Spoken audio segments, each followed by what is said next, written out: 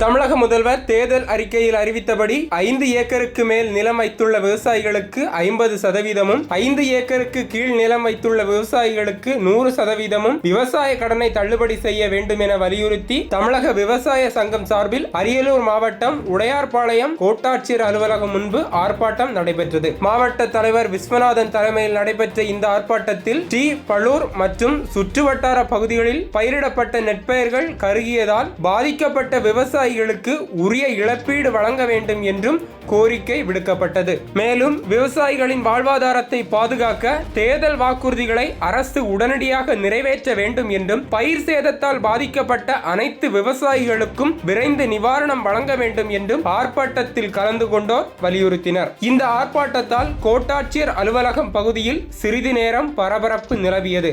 பின்னர் கோரிக்கைகள் அடங்கிய மனு அதிகாரிகளிடம் வழங்கப்பட்டதை தொடர்ந்து ஆர்ப்பாட்டத்தில் ஈடுபட்டவர்கள் கலைந்து சென்றனர்.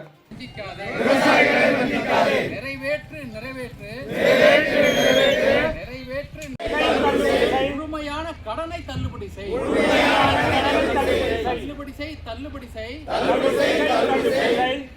முழுமையான கடனை தள்ளுபடி விவசாயிகளை ஏமாற்றாதே. தமிழக அரசே வஞ்சிக்காதே. விவசாயிகளை வஞ்சிக்காதே.